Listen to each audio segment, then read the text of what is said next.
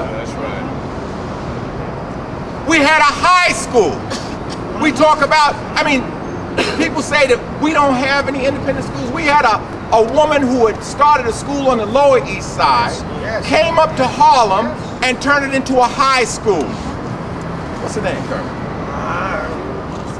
Okay, won't come. Wally Simpson, that's her name. And because she was graduating kids from high school, a black independent high school, some papers weren't filed for some particular thing, our elected official, instead of helping the woman get the papers like they do in any other kind of community, wrote to Spitzer while he was Attorney General, and they gave the woman such a big fine that it clearly spells the destruction of the school. And then that person who came to him in the role of what some people would call a snitch rather than a supporter, I'm just saying, he raises him to a high position. But you elected officials better pay attention. That's right. Spitzer's friends, his black friends, they don't make out so good. That's right. They don't make out so good. All right? I mean, what happened to Clarence Norman? That was supposed to be Spitzer's, you know, right-hand man. He bought Brooklyn for Spitzer. Why couldn't Spitzer, as the Attorney General, keep him from going to jail? Why, as the governor, doesn't he give him a pardon? I'm just asking that question. I'm not even saying do that. I'm simply saying, you know, these politicians who think that he has their back better watch out. Yes.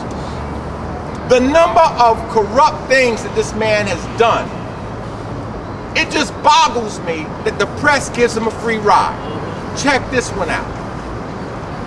There was an in-law of Governor Pataki who had a 1- or 2-man firm, architecture firm. Out at Old Westbury, they had a big multi-million-dollar contract that was supposed to go to people on the basis of experience. They had some credits you could get if you were a minority. That contract for the architecture work went to the governor's in-law. It turned out, although he got credit for being a minority, he wasn't a minority. Although he got credit for having experience, he didn't have any experience. Although he got credit for having a big firm, he didn't have a big firm. Every agency in this state investigated him. It was shown that he got the contract before there was ever any bidding on it. When they were confronted, they produced some false papers that Newsday got 2 forensic companies to show that they were frauds. No punishment, no indictment, and nothing whatsoever from the Attorney General. Not even investigation from the Attorney General. At least none that is on his website or none that I can track down in any kind of way. See, what we're saying is this man has a double standard. I'm going to give you just one more and leave it. On the one hand, we have people that he should have investigated. People that are known as having done dishonest things.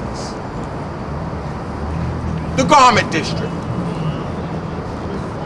was controlled by people that people say is organized crime. In fact, one of the crime families is named after them, after their father. I'm just saying, that's just a fact, all right? And every garment that came through there had to go through their trucking, according to what people were saying. They asked one guy, what happens if you don't use their trucking? He said, I don't know. And I don't want to find out. Spitzer went down there, he'd take people threatening to break people's arms and legs and this sort of stuff. When it was all over,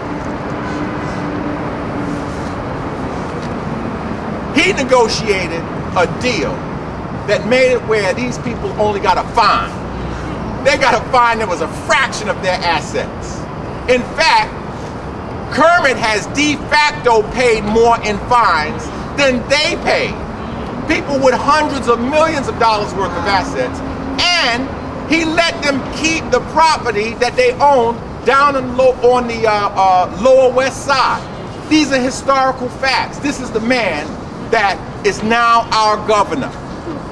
He lied about his campaigns in 94 and 98. You know, I'm sorry, I have to go just a little bit because I just got to get this out here. Yes, sir. Look at this.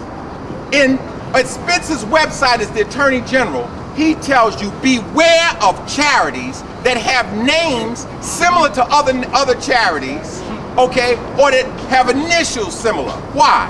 Because people will use it to get money that you intend for the American Cancer Society, and maybe it's going to the American Cancer Club, or you understand. I'm dealing with his election campaigns. In 94, he ran for Attorney General. In 98, he ran again. Now those are labor-intensive and cash demanding activities are run for the Attorney General. For some reason, between his run in 94, when he lost, and his run in 98, when he won, he got an idea one morning, I think I'll found a charity. So he founds a charity called the CFC, which is the name of it's a combined federal campaign, but it is a payroll deductions program that Black United Fund once ran. Mrs. Hale said that what Spitzer was trying to get were her donation lists. That's what she says. Spitzer used $12 million to buy the Attorney General's position and's got no explanation for where that money came from. He didn't make enough money to pay the interest on those loans. $12 million, he didn't make the money to pay the interest on those loans, and he tried to lie and say he had borrowed the money. Then he got caught in a lie and had to admit, or at least this is his story and he's sticking to it, that indirectly the money came from his father.